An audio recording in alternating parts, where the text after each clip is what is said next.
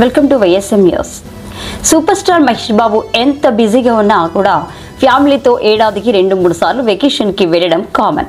అయితే రాజమౌళితో మహేష్ బాబు సినిమా చేయబోతున్నాడు అనగానే మహేష్ బాబు ఇక 3 ఏళ్ల పాటు పూర్తిగా లాక్ చేయబడతాడా అని అందరూ అనుకున్నారు. సూపర్ స్టార్ మహేష్ బాబు పాస్పోర్ట్ సీజ్ చేసినట్లు దర్శక ధీరుడు ఎస్ఎస్ రాజమౌళి ఆ మధ్య ఒక వీడియో ద్వారా తెలియజేశారు. దాంతో పాప మహేష్కి కష్టాలు మొదలైనట్టే అని అందరూ అనుకున్నారు. కానీ మహేష్ బాబు అందరి హీరోల మాదిరిగా రాజమౌళి బోన్లో చిక్కలేదు.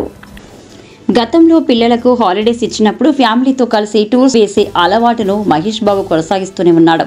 ఒకవైపు షూటింగ్లో పాల్గొంటూనే మరోవైపు విదేశాలకి టూర్స్ వేస్తున్నాడు. కొద్ది రోజుల క్రితం ఫ్యామిలీతో ఇటలీ వెళ్లిన మహేష్ బాబు త్వరలో మరోసారి ఫారెన్ టూర్ వేయబోతున్నట్టు తెలుస్తుంది. ప్రస్తుతం హైదరాబాద్లో SSMB 29 మూవీ చిత్రీకరణ జరుపుకుంటుంది. ప్రియాంక చోప్రాతో మహేష్ బాబు కాలు కదుపుతున్నట్టు తెలుస్తుండగా ఆ పాట చిత్రీకరణ పూర్తి అయిన వెంటనే సమ్మర్ హాలిడేస్ తీసుకుంటున్నారని టాక్. మహేష్ నమ్రత దంపతుల కుమార్తె సితారా ఘట్టమనేనికి వేసవి సెలవులు ఇచ్చేశారు. కుమారుడు గౌతమ్ ఇప్పుడు విదేశాలలో చదువుతున్నాడు. ఈ క్రమంలో మహేష్ నమ్రత సితారా అతని దగ్గరికి వెళతారని సమాచారం.